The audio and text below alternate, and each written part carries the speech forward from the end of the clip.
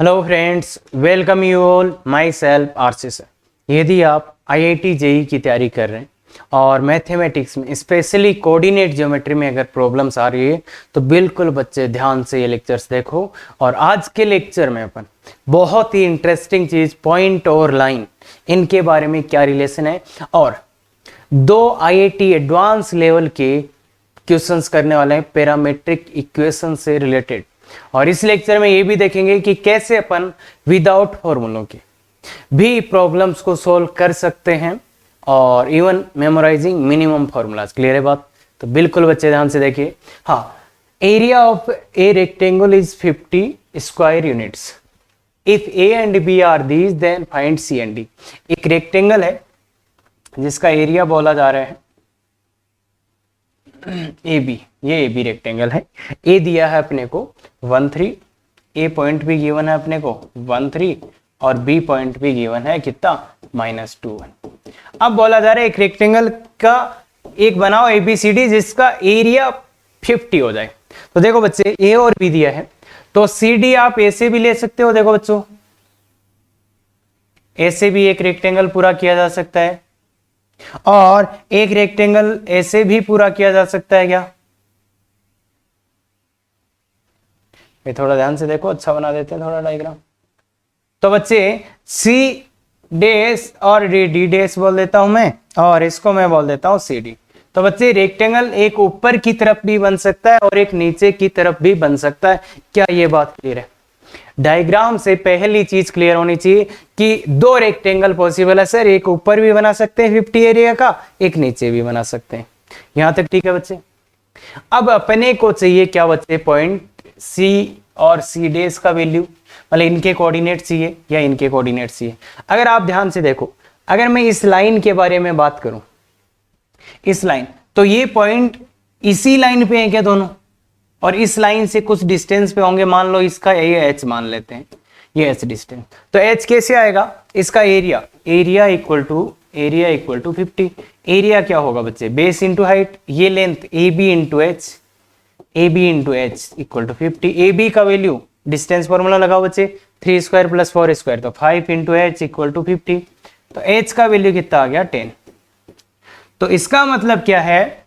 अगर अपन बात करें ये सी पॉइंट इस लाइन पे इससे कितनी डिस्टेंस पे है? 10। तो मतलब ये यहां से कितनी डिस्टेंस पे है? 10। और ये इधर भी यहां से कितनी डिस्टेंस पे है? 10। इसका मतलब दो पॉइंट है सी और सी डैश। एक पॉइंट इसके ऊपर है, एक पॉइंट इसके नीचे। ये बात क्लियर है कि एक ऊपर एक नीचे, पर ये दोनों ही पॉइंट इसी लाइन पे है क्या? तो कुल मिला के क्वेश्चन कहां आ गया कि अपने को इस लाइन पे दो पॉइंट्स फाइंड आउट करने जो इस पॉइंट से एक ऊपर की तरफ 10 डिस्टेंस पे हो, एक नीचे की तरफ 10 डिस्टेंस पे हो। यह बात क्लियर है क्या? तो इसलिए यहां पे अपन पैरामीट्रिक का यूज कर सकते हैं। क्यों? क्योंकि एक लाइन पे पॉइंट चाहिए तो पैरामीट्रिक लगा सकते हैं, तो पैरामीट्रिक अपन लगा देंगे। तो इससे पहले देखो, पैरामीट्रिक लगाएंगे for points C and C dash. C and C dash के लिए क्या करेंगे? पैरामीट्रिक कैसे मानेंगे बच्चे? For point C and C dash parametric कैसे मानेंगे? x1 plus minus R cos theta comma y1 plus minus R sine theta. ठीक है, ये मान लिया। अब मुझे ये बताओ, अब ये थीटा क्या है? थीटा है इस वाले लाइन के टेन थीटा। इस वाले लाइन का इंक्लिनेशन एंगल होता है थीटा। तो इस वाले लाइन का इंक्लिनेशन एंगल निकालेंगे कैसे भाई? तो देखो, अपने को ए बी के बारे में पता है तो अपन एम ए बी निकाल सकते हैं। एम ए बी कितना होगा बच्चों? एम ए बी कितना होगा? y2 माइनस y1, तो 3 plus 1 4, y2 minus y1 upon this कितना 3। तो एम ए बी ये है। तो एम सी सी डैश कितना हो जाएगा बच्चों? सी सी डैश, इसका उल्टा और माइनस। ये पता है क्या बच्चे? परपेंडिकुलर है ना ये दोनों लाइनें। तो इसका एम अगर 4/3 है तो सी सी डैश का कितना हो जाएगा? माइनस का 3/4। मतलब सी सी डैश वाले के लिए टेन थीटा कितना हो गया? टेन थीटा एम क्या होता है? टेन थीटा, वो हो गया माइनस का 3/4। अगर टेन थीटा माइनस का 3/4 है तो साइन थीटा और कॉस थीटा क्या होगा बच्चे? साइन थीटा और कॉस थीटा, सर इसका 3/5, सर इसका 4/5। और साइन थीटा हमेशा प्लस होता है और सर ये नेगेटिव है इसलिए ये माइनस का। मतलब ये सेकंड क्वाड्रेंट में है, इसलिए ये प्लस और ये माइनस। तो बस वैल्यू पुट कर दो। x1 y1 कौन होगा, x1 y1 अपने लिए कौन होगा ये, तो इसलिए वैल्यू पुट कर दो। तो x1 y1 तो -2 प्लस माइनस r का वैल्यू है 10 बच्चे, इंटू cos थीटा का वैल्यू -4/5, कॉमा y1 का वैल्यू है -1 प्लस माइनस r का वैल्यू 10 sin थीटा 3/5। क्लियर है बच्चे। तो ये देखो बच्चे कितना हो गया, ये -2 माइनस प्लस, बच्चे बहुत इंपॉर्टेंट से -+8 और ये -1 प्लस -6 दिख रहा है।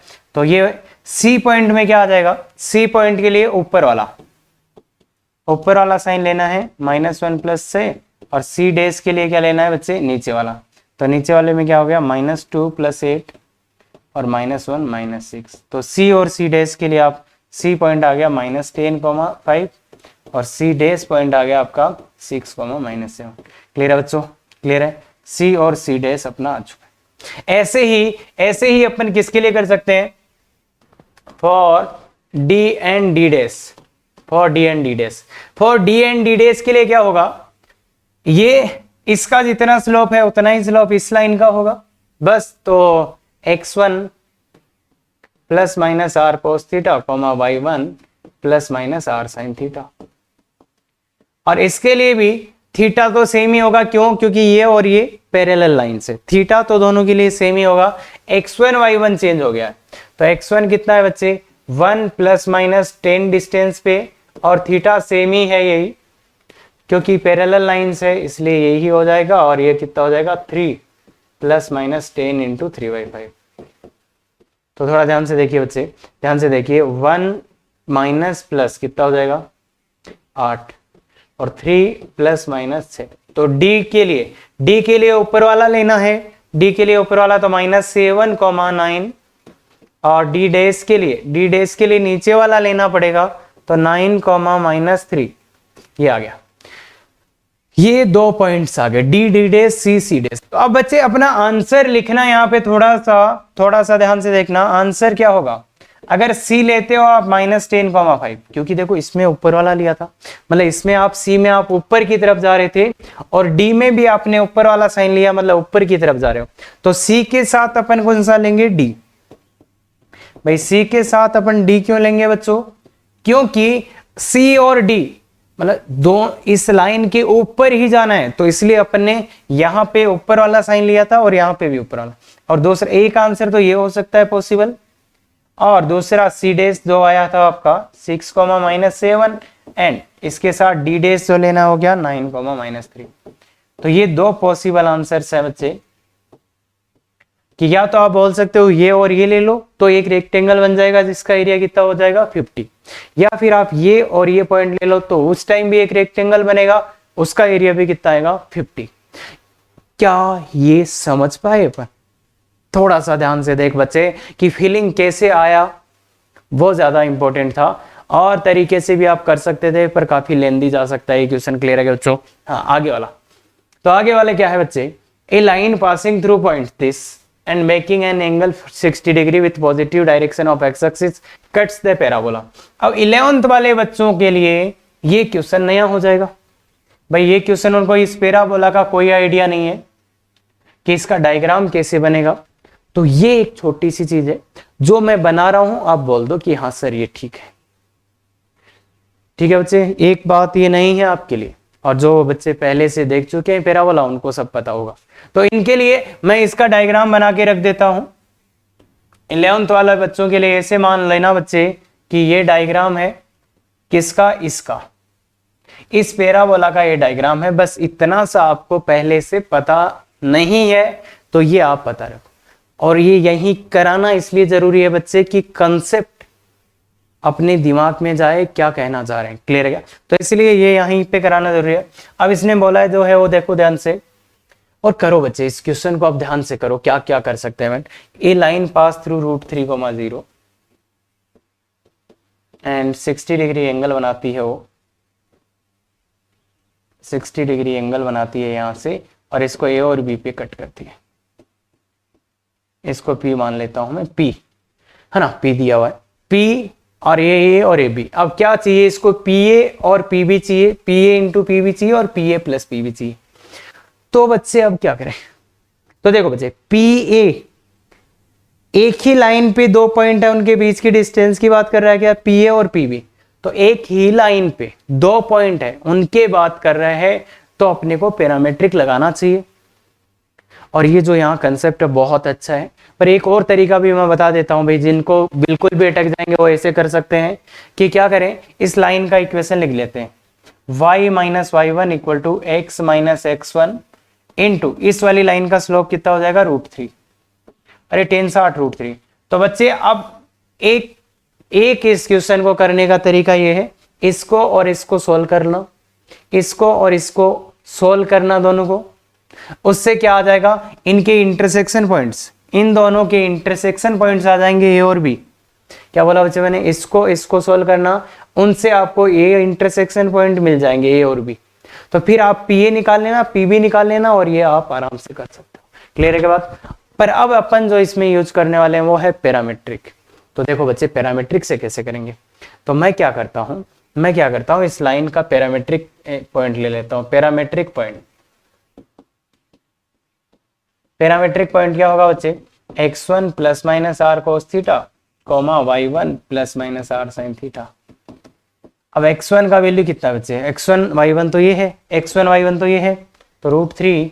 और अगर ये भी बात हो चुकी है अपनी, केवल अगर आपको डिस्टेंस ही चाहिए बच्चे, केवल डिस्टेंस ही चाहिए, तो केवल प्लस लेके चल जाना, ये बात हुई थी क्या।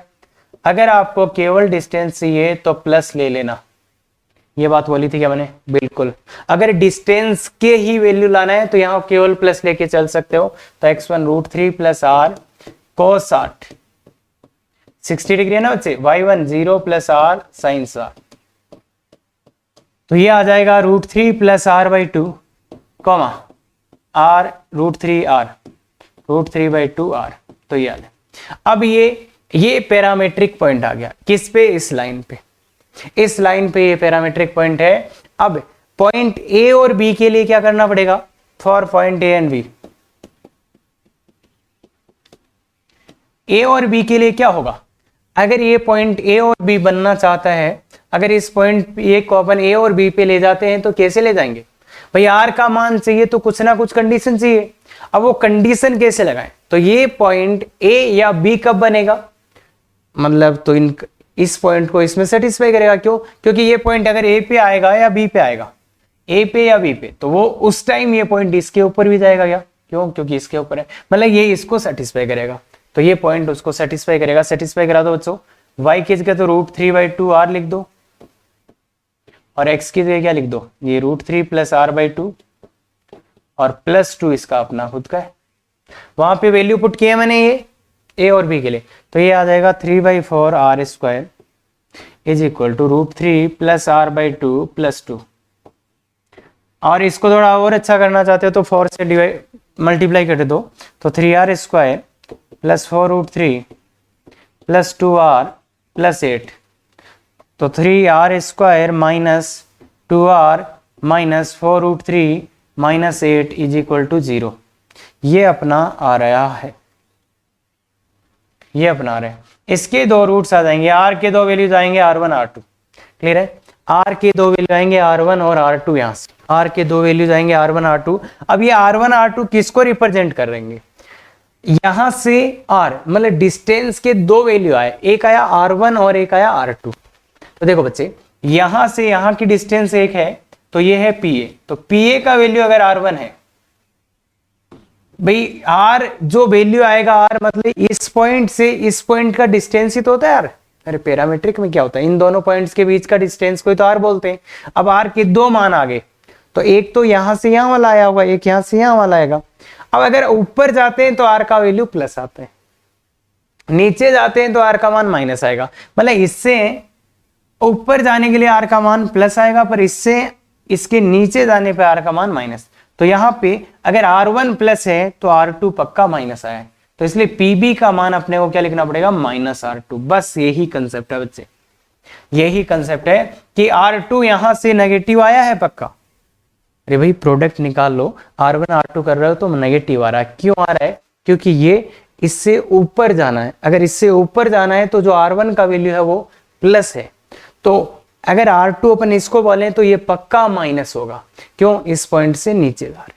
ध्यान रखना बच्चे, अगर एक पॉइंट से ऊपर जाना है तो प्लस और नीचे जाना है तो माइनस। क्लियर है के बात? हाँ, तो इसलिए R1, इसको R1 बोलते हैं तो इसको माइनस R2 बोलना पड़ेगा। और ये बहुत ही गजब का कंसेप्ट है बच्चे, इसको R1 बोलते हो तो इसको माइनस का R2 बोलना पड़ेगा।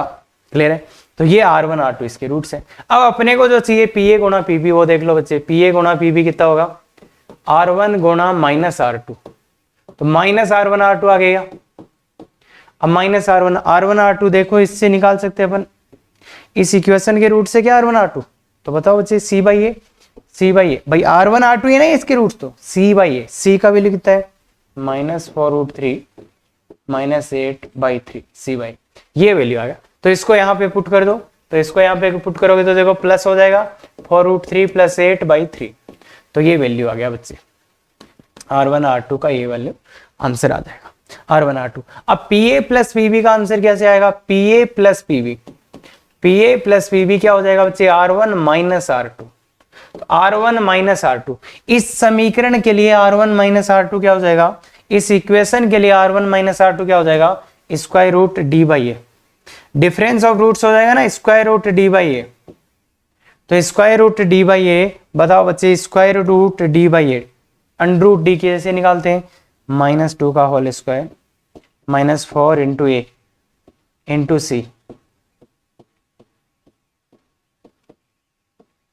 डिवाइड बाई ए, एक का वैल्यू 3। तो इसको कैलकुलेट कर लेना बच्चे, कितना आ जाएगा? देखो ये 4 आ जाएगा, प्लस ये कितना आ जाएगा? 48√3 प्लस का 96 आ जाएगा, बट्टे में 3, तो ये आएगा 100 दिस। और इसको थोड़ा बहुत और सिंप्लीफाई भी आप कर सकते हैं। तो ये इसका आंसर अभी भी अपने पास आया है। तो देखो बच्चे, ये कराने का मकसद केवल एक ही था। और बहुत से बच्चे ये भी बोल सकते हैं सर हम ये इंटरसेक्शन पॉइंट निकाल के भी ला सकते हैं, और उसमें भी अगर आप क्वाड्रेटिक का अच्छा यूज करोगे तो बच्चे वो भी आ जाएगा। और इसका एक तरीका अपन आगे जाके और भी देखेंगे कि अगर ऐसी कोई भी लाइन हो तो इसका AB का वैल्यू निकालने का, पर PA इंटू PB का तो नहीं आएगा वहां पे भी। तो क्वाड्रेटिक इक्वेशन और इस पॉइंट को, इसमें इन दोनों को सोल्व करके आप ला सकते हो। पर बता दूं आपकी इंफॉर्मेशन के लिए, अगर मैंने इसकी जगह क्यूबिक इक्वेशन दे दिया तो फिर कुछ नहीं पता चलेगा आपको। इसलिए ध्यान से सुनो, इस कंसेप्ट को देखो। अच्छा, अगर कभी ऐसा सिचुएशन आए, एक R1 का वैल्यू ऊपर, एक तो इसको प्लस मानो तो इसको माइनस मानना पड़ेगा, इसको प्लस तो इसको माइनस मानना पड़ेगा। तो ये है प्राचलिक या पैरामेट्रिक इक्वेशन का पूरा क्वेश्चंस। अच्छे से कर बच्चे, बहुत अच्छे क्वेश्चंस। और कब लगेगा ये ध्यान रखना। क्लियर है? अब अपन पढ़ते हैं एक पोजीशन ऑफ पॉइंट्स। देखो बच्चे, एक लाइन है ax plus by plus c। ठीक है बच्चे, ये लाइन है। अगर मैं ये बोलूं कि एक पॉइंट ये है, ये इस लाइन के इधर, अगर ये दोनों पॉइंट्स इस लाइन के अपोजिट साइड है तो क्या कंडीशन आएगा? दो पॉइंट है, अगर ये दोनों पॉइंट इस लाइन के अपोजिट साइड है तो क्या कंडीशन आएगा? तो अपन क्या बोलेंगे बच्चों? अपन क्या बोलेंगे कि इनको ज्वाइन करने वाला लाइन सेगमेंट है, उसको ये लाइन λ/1 में इंटरनल डिवाइड करेगी। क्या बोला मैंने? क्या बोला कि देखो बच्चे, अगर एक पॉइंट इधर है, दूसरा पॉइंट इधर है इस लाइन के, तो इस लाइन, इन पॉइंट्स को ज्वाइन करेंगे तो उस लाइन सेगमेंट को ये लाइन कैसे डिवाइड करेगी? इंटरनली। अगर पॉइंट ए और बी अपोजिट साइड है तो ये लाइन उनको इंटरनली डिवाइड करेगी। तो इसलिए वो कंडीशन अपन ला रहे हैं। तो देखो, एक चीज मैं यहाँ पे डिफाइन कर देता हूँ, L1 क्या है? ये पॉइंट इसमें पुट करो तो इसका वैल्यू मैं L1 दे देता हूँ, इसका नाम मैं L1 बोल रहा हूँ और इसको L2 बोल रहा हूँ। ये अपन दो चीजें मान रहे हैं, L1 L2 इनको बोलेंगे अपन। हाँ, तब देखो बच्चों, ये पॉइंट P कैसे आएगा? अच्छा, इसको डिवीजन फॉर्मूला लगा देते हैं, x λx2 प्लस x1। अरे ये आएगा ना बच्चों, λ+1। और ये वाला पॉइंट, हाँ बिल्कुल, λy2 प्लस y1 अपॉन λ+1। क्या बच्चे ये आ रहा पॉइंट? बिल्कुल हाँ। तो अब बताओ बच्चों, अब बताओ बच्चे, ये लेमडा का वैल्यू यहां से कैसे निकालें? ये पॉइंट इसको सेटिस्फाई करेगा, ये पॉइंट इसको सेटिस्फाई करेगा भाई। पॉइंट पी इस लाइन के ऊपर है तो इसको सेटिस्फाई करेगा, तो ये इसको सेटिस्फाई कराओ। ए इंटू एक्स की जगह क्या रख दो? ये वाला एक्स कोऑर्डिनेट रख दो एक्स की जगह, तो lambda x2 plus x1 upon lambda plus 1 plus B lambda y2 plus y1 upon lambda plus 1 plus C equal to 0। तो यहां से लेमडा का मान निकालने की कोशिश करते हैं। लेमडा प्लस 1 से मल्टीप्लाई कर दो, लेमडा प्लस 1 से मल्टीप्लाई कर दो, तो ये आ जाएगा अपने पास सी लेमडा प्लस 1। क्लियर है बच्चे? अब देखो लेमडा वालों को एक साथ करो, लेमडा वालों को एक साथ करो, लेमडा वालों को एक साथ करो। पहले मैं प्रूफ बता रहा हूं बच्चे, उसके बाद अपन देखेंगे करना कैसे है, उसके बाद अपन ये देखेंगे कि करना कैसे। तो लेमडा का वैल्यू ये कितना आ गया बच्चे? L2 आ गया, ये lambda L2 plus L1 equal to 0। तो लेमडा का वैल्यू क्या आ गया बच्चे? माइनस का L1 बाई L2। तो देखो बच्चे माइनस का L1 बाई L2 अपने पास आ चुका है लेमडा का वैल्यू। अगर ये पॉइंट अपोजिट साइड में है, अगर ए और बी अपोजिट साइड में है, A and B opposite side, opposite side, अगर ये अपोजिट साइड में है तो क्या होगा बच्चे? इंटरनल डिवीजन, इंटरनल डिवीजन आएगा ना उस टाइम। तो इंटरनल डिवीजन के लिए लेमडा कैसा आएगा? लेमडा पॉजिटिव आएगा। अगर इंटरनल डिवीजन आना है तो लेमडा का वैल्यू प्लस आता है। ये बात देखा था क्या बच्चे? बिल्कुल देखा था। तो देखो बच्चे minus L1 by L2 greater than 0। तो L1 L2 क्या आ गया बच्चे? यहाँ से L1 by L2 less than 0। तो देखो बच्चे मैं यहां से क्या बोल सकता हूं? L1 बाई L2 का वैल्यू लेस देन 0, तो मैं यहां से ये बोल सकता हूं L1 and L2 opposite sign के। क्यों अपोजिट साइन के?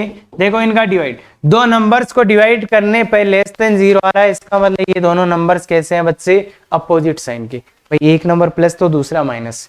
L1 तथा L2 किसके हैं? अपोजिट साइन के हैं बच्चे। ये मेरे को मिलेगा।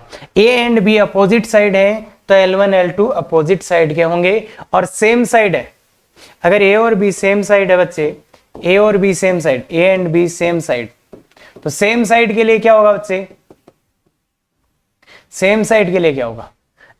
सेम साइड के लिए क्या होगा? External division, external division, external division मतलब लेमडा लेस देन 0। बस ये लगा देना है, लेमडा लेस देन 0। अगर लेमडा लेस देन 0 होगा, लेमडा को, इस लेमडा को लेस देन 0 पुट करोगे तो L1 L2 क्या आ जाएगा बच्चे? L1 बाई L2 कैसे आ जाएगा? पॉजिटिव। तो ये क्या आ जाएंगे? सेम ही साइन क्या आ जाएंगे? L1 बाई L2 पॉजिटिव है, मतलब L1 और L2 सेम साइन के। ये बात है।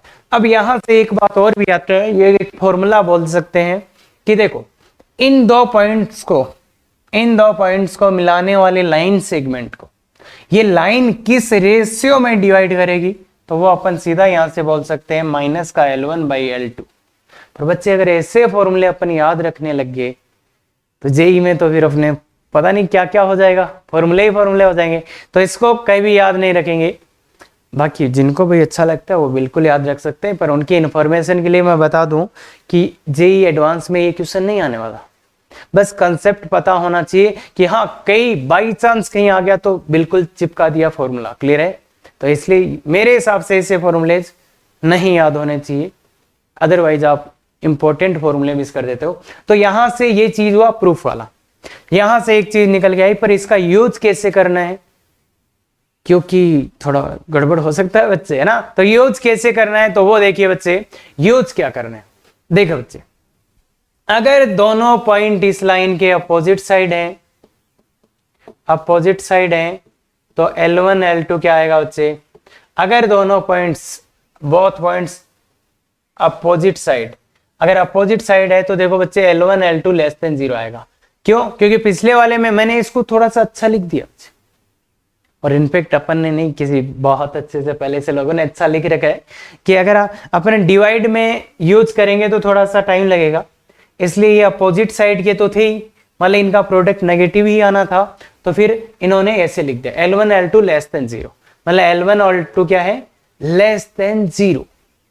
क्यों? क्योंकि अपोजिट साइड के हैं तो उनका प्रोडक्ट प्रोडक्ट नेगेटिव आएगा। तो इसलिए बच्चे अगर एक लाइन दी गई और ये बोला जाए कि L1 ये पॉइंट्स अपोजिट साइड है, तो क्या लगाओगे? अपोजिट साइड के लिए सीधा सीधा क्या लगा दोगे? L1 L2 less than 0। और दूसरा क्या हो सकता है, अगर ये पॉइंट सेमी साइड में हो तो क्या? L1 L2 पॉजिटिव आएगा। सेम साइड के लिए क्या आएगा बच्चे? L1 L2 greater than 0। Clear है क्या बच्चे बात? क्लियर है क्या बच्चे बात? अब अगर L1 इंटू L2 0 आ जाए तो ये कब आ सकता है? जब या तो L1 0 रहा, L2 तो 0 कब हो सकता है इसका वैल्यू? मतलब इसका वैल्यू 0 कब आ सकता है? जब वो पॉइंट उस लाइन के ऊपर ही हो। जब ये पॉइंट को कम से कम एक पॉइंट, एटलीस्ट 1 पॉइंट इस लाइन के ऊपर ही आ जाए तो ये 0 हो जाएगा। क्लियर है बात? तो ये इतना सा ध्यान बच्चे, आप ध्यान से देखो, यहां पे केवल एक फॉर्मूला याद करना है कि अगर दो पॉइंट्स लाइन के अपोजिट साइड है तो L1 L2 लेस देन 0 और सेम साइड है तो L1 L2 ग्रेटर देन 0। केवल इतनी सी बात याद रखनी है। इसी फॉर्मूले का यूज करके सभी क्वेश्चंस करेंगे बहुत अच्छे लेवल तक के। क्लियर है ये बात? बिल्कुल। तो देखिए बच्चे, पहला question, find corresponding position of points with respect to line. एक लाइन है x plus Y minus 3 equal to 0। इसके रेस्पेक्ट में इन लाइन्स की पोजीशन, इन पॉइंट्स का पोजीशन फाइंड करना है। तो सीधा सीधा ये करो, L1 निकाल लो। L1 क्या? पहला पॉइंट इसमें डालो। मतलब L1 इंटू L2 निकालना होता है सीधा सीधा। L1 ये पहला पॉइंट इसमें डालो। कितना आया बच्चे? 3 प्लस 4 x 3 ये 4 और माइनस 3 इंटू ये वाला पॉइंट इसमें डालो तो L2 का मान आएगा 6 प्लस 7 माइनस 3। तो ये कितना आ रहा है बच्चे? 4 इंटू कितना? 10। तो दैट इज 40। सो यहां से L1 L2 क्या मिला? L1 L2 positive. इसका मतलब क्या है? इसका मतलब क्या है? Points same side of line. ये क्या है? Same side of line. Same side of line. Line के किस तरफ है? सेमी साइड में। अगर आप इसका एग्जैक्ट डायग्राम बनाओगे तो भी आपको दिख सकते हैं ये चीजें। अगर आप इस लाइन का एग्जैक्ट डायग्राम बनाओगे तो ये है x plus Y minus 3 equal to 0। एक पॉइंट तो है 6,7 और दूसरा पॉइंट है 3,4। तो दूसरा पॉइंट कहाँ रहेगा? कहीं यहां रहेगा। तो देखो ये दोनों पॉइंट इस लाइन के सेमी साइड में। तो सेम साइड के लिए L1 L2 ग्रेटर देन 0। देखो L1 L2 निकाला, वो पॉजिटिव आ गया, ग्रेटर देन 0 आ गया। इसका मतलब वो सेम साइड थे। क्लियर है? दूसरा, if this and this lie on the opposite side of line. Opposite side of line यहाँ पे x plus Y equal to 3 कर लेना बच्चे। x plus Y minus 3 equal to 0 हो जाएगा ये। तो इस लाइन के किस तरफ है? अपोजिट साइड में। अपोजिट साइड का मतलब है L1 L2 less than 0। Opposite side में है ये पॉइंट और ये पॉइंट इस लाइन के। तो इसका मतलब L1 L2 less than 0। L1 डालो बच्चे, पहला पॉइंट डालिए इसमें, ये 1 प्लस 1 माइनस 3 इंटू दूसरा पॉइंट डालिए बच्चे इसमें t प्लस वाई की जगह t माइनस 3 और माइनस 3 लेस देन 0। यहां आया -1, यहां आया 2t माइनस 6 लेस देन 0। -1 से क्रॉस मल्टीप्लाई कर दो तो 2t minus 6 greater than 0। Inequality change हो जाएगी बच्चे। तो ये आ गया t ग्रेटर देन 3। तो t बिलोंग्स टू आ गया 3 से इंफिनिटी। अगर ये दोनों पॉइंट्स इस लाइन के अपोजिट साइड में रहना चाहते हैं तो t का वैल्यू ग्रेटर देन 3 मतलब 3 से इंफिनिटी में लाई करना चाहिए। क्या ये बात क्लियर है? ध्यान से सुनो बच्चे, क्लियर है? बिल्कुल। तो अभी दो क्वेश्चन किए अपन ने। क्या करा? अगर दो पॉइंट लाइन के सेमी साइड है तो L1 L2 greater than 0, opposite side है तो L1 L2 less than 0। Clear है? अब इसी कंसेप्ट का यूज करते हुए अपन अच्छे क्वेश्चंस करेंगे without memorising any other formula. उसकी जरूरत नहीं है। अगर आप थोड़ा सा बेसिक अंडरस्टैंडिंग लगा लोगे तो किसी भी फॉर्मूले को याद करने की जरूरत नहीं पड़ेगी। क्लियर है? तो ये वाला बात करते हैं। If the point lies between straight lines. अब इसको थोड़ा सा अच्छे से बना लो तो समझ में आ जाएगा। अच्छे से बना लो। पहला एक स्ट्रेट लाइन है x plus Y minus 2 equal to 0। दूसरा एक और स्ट्रेट लाइन है जो इसके पैरेलली जा रहा है, वो है x plus Y minus 12 equal to 0। दो स्ट्रेट लाइन है बच्चे, ये और ये। अब इसने बोल दिया ये point lie between, if the point lie between straight line, तो पॉइंट P है वो अल्फा कोमा अल्फा स्क्वायर इनके बीच में। तो ऐसी तो कोई कंडीशन ही नहीं देखी अपन ने कि एक पॉइंट दो लाइंस के बीच में है तो क्या कंडीशन होती है, ऐसा कोई कंडीशन नहीं देखा अपन ने। तो कैसे करें? अब जो कंसेप्ट अपन ने सीखा है उसी को अप्लाई करेंगे, उसी का एक क्या देसी फॉर्मूले, मतलब देसी टाइप से यूज करेंगे। कैसे करेंगे वो देखो ध्यान से बच्चों। इस एक पॉइंट और ले लो, कोई भी एक और पॉइंट ले लो जो आपको दिख रहा हो।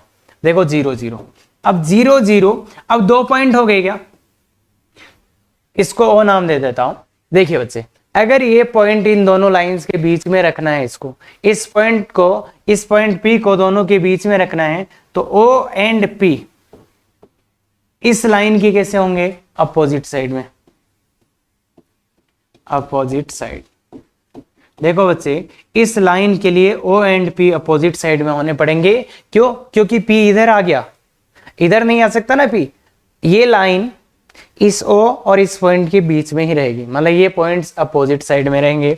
और इस लाइन की बात करूं तो ये पॉइंट और ये पॉइंट इस लाइन के एक ही साइड रहेंगे, O and P on same side.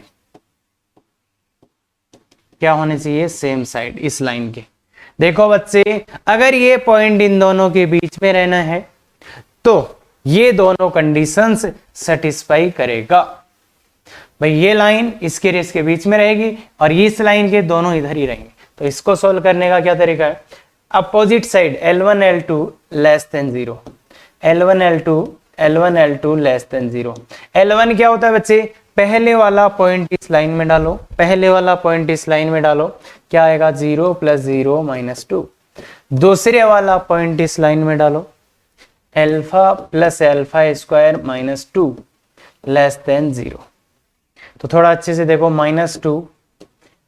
-2 से क्रॉस मल्टीप्लाई कर दो तो alpha square plus alpha -2 greater than 0 आ जाएगा। Alpha square plus alpha -2 greater than, minus से मल्टीप्लाई किया तो ये अल्फा +2 और अल्फा -1 हो जाएगा। तो ये -2 और ये 1 प्लस माइनस प्लस, कौन सा आंसर होगा? +1। क्लियर है बच्चे? क्लियर है बच्चे? क्लियर है? बिल्कुल। अब इसको सॉल्व कर लेते हैं भाई। ये बोल रहा है सेम ही साइड होना चाहिए, तो L1 L2 greater than 0। L1 क्या होगा? पहला पॉइंट इस लाइन में डालो, पहला पॉइंट इस लाइन में डालो, तो 0 + 0 -12।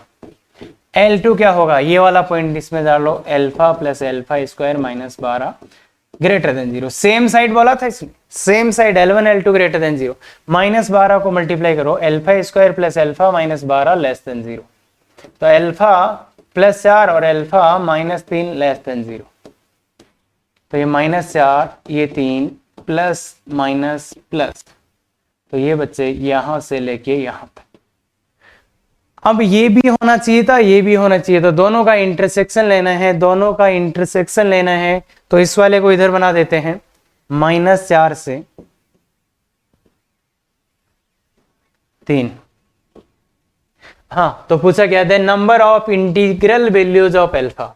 तो कौन कौन सी वैल्यू आ गई? ये वाली वैल्यूज आई हैं। तो यहाँ पे अल्फा की इंटीजर वैल्यू कौन कौन से होंगे? देखो, -4 से 2, ना तो -4 को ले सकते, ना ही -2 को ले सकते। तो अल्फा का पॉसिबल वैल्यू -3, और इधर भी 1 भी नहीं है, 3 भी नहीं है, तो 2। तो कितना वैल्यू आगे? कितने नंबर ऑफ वैल्यूज अल्फा के आगे? 2। तो आंसर क्या हो जाएगा? 2।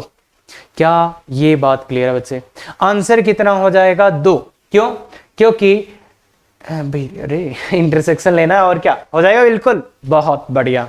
आगे वाला, अब ये क्वेश्चन है बच्चे, इसको अपन 2-3 तरीके से सोल्व कर सकते हैं, और मैं एक मोस्ट जनरल तरीका आपको पहले बताऊंगा जिससे सभी क्वेश्चंस आप सोल्व कर सकते हैं। तो एक ट्रायंगल है, और आप भी सोचो बच्चे, पैरेलली आप भी सोचो कि क्या कर सकते हैं इसके लिए। एक ट्रायंगल है बच्चे जिसकी 3 साइड्स अपने को दी गई है। तो ये एक साइड है x = 0, दूसरी है y = 0। मैं कुछ भी नहीं ले रहा, सीधा सीधा मार्क कर दे रहा हूं। ये तीन साइड से, ये तीन साइड से, और ये पॉइंट पी, इसको पॉइंट पी बोल देते हैं, अल्फा कॉमा अल्फा स्क्वायर, ये इस ट्राइंगल के इनसाइड होना चाहिए। तो क्या क्या कंडीशन होगी, तो देखो बच्चे ये पॉइंट निकाल लेते हैं, 0 0, ये पॉइंट निकाल लेते हैं बी, ये कितना बी इसका इंटरसेक्शन पॉइंट है ना बच्चे, तो y का वैल्यू तो 0 है, x का वैल्यू कितना आएगा, y का वैल्यू 0 रखो, x का वैल्यू 12 आ जाएगा, और इस पॉइंट को c बोल देते हैं, कितना आएगा, x का वैल्यू 0 है और y का वैल्यू कितना आ जाएगा, 12 आ जाएगा। तो ये तीनों वर्टेक्स निकाल लिए। अब कंडीशन क्या लगाएंगे, कंडीशन क्या लगाएंगे कि ये पॉइंट P इसके इनसाइड रहेगा। तो देखो बच्चे कंडीशन ये लगाएंगे अपन कि देखो बच्चे A और P, ये वाला वर्टेक्स और ये पॉइंट P इस लाइन के पक्का सेम साइड रहेंगे क्या। अगर पॉइंट P को इस ट्राइंगल के अंदर होना है तो ये पॉइंट P और ये वर्टेक्स इसके इधर ही रहेंगे सेम साइड। ऐसे ही B और P इस वाली लाइन के सेम साइड रहेंगे, ऐसे ही C और ये पॉइंट P इस वाली लाइन। तो ऐसा तीन कंडीशन आएगा। पहला A and P lie same side of line, same side of line. कौन सी लाइन है, A और P कौन सी लाइन के, BC के, BC के सेम साइड रहेंगे। That means L1 L2 greater than 0। L1 क्या होता है बच्चे, पहले वाला पॉइंट इसमें डालो, पहले वाला पॉइंट 0 + 0 - 12, दूसरे वाला पॉइंट इसमें डालो ये, तो alpha plus alpha square -12 greater than 0। -12 से मल्टीप्लाई करो तो alpha square plus alpha -12 less than 0। थोड़ा सा रीअरेंज कर दिया मैंने, और इसको फैक्टराइज इसका फैक्टराइज भी अपन कर सकते हैं। क्या आएगा बच्चे, अल्फा +4 अल्फा -3 लेस देन 0। ये इसके फैक्टराइज आ गए। तो इसको थोड़ा सा अच्छे से लिख लो बच्चे, इसको थोड़ा सा अच्छे से लिख लो। अल्फा आ गया -4 से 3 प्लस माइनस प्लस, तो ये वाला वैल्यू पहला condition point A and P lie on same side. दूसरा कंडीशन यहीं पे सॉल्व कर देता हूं मैं, कौन, P and B lie same side of P and B किसके सेम साइड में, AC के सेम साइड में रहेंगे। तो L1 L2 ग्रेटर देन 0। बताइए बच्चे, L1 मतलब पहला वाला पॉइंट इसमें डालो, इसमें डालेंगे तो किसका, अल्फा इंटू अल्फा आ गया वैल्यू भाई, दूसरे वाला पॉइंट इसमें डालो ये वाला, तो ये आ गया 12 और ग्रेटर देन 0। तो 12 को तो cross multiply, alpha greater than 0, तो ये आ गया। तीसरा कंडीशन क्या होगा बच्चे, तीसरे को भी लिख देते हैं। तीसरा वाला कंडीशन क्या होगा, तीसरे वाला C और P and C lie same side of AB। तो पहला वाला पॉइंट डालो L1 L2 वो भी ग्रेटर देन 0, पहला वाला पॉइंट डालो वो है y = 0, पहला वाला पॉइंट डालो तो 12 आ जाएगा, इनटू दूसरा वाला पॉइंट अल्फा स्क्वायर ग्रेटर। भाई इस वाली लाइन में पहला पॉइंट डाला 12, दूसरा डाला अल्फा स्क्वायर, तो ये आ गया अल्फा स्क्वायर ग्रेटर देन 0। ये तो होता ही है, अल्फा स्क्वायर तो हमेशा ही ग्रेटर देन 0 होता है, बस alpha not equal to 0, alpha 0 नहीं होना चाहिए। तो देखो बच्चे इसने दिया अल्फा ग्रेटर देन 0 और इसने भी बोला अल्फा 0 नहीं होना चाहिए, 0 तो अपन ले ही नहीं रहे, मतलब इसने बोला अल्फा, अरे कुछ गड़बड़ 0 यहाँ ना बच्चों, 0 से आगे ये इसका आया, और इसने बोला अल्फा 0 नहीं होना चाहिए, अल्फा नॉट इक्वल टू 0। तो कुल मिला के कि इसने बोला अल्फा का वैल्यू 0 नहीं होना चाहिए, बाकी कुछ भी ले लो, मतलब 0 नहीं होना चाहिए बाकी कुछ भी ले लो। तो तीनों का इंटरसेक्शन पॉइंट कहाँ आ जाएगा बच्चे, ये तो अल्फा कहां से कहां गया, 0 से 3। ये आपका आंसर।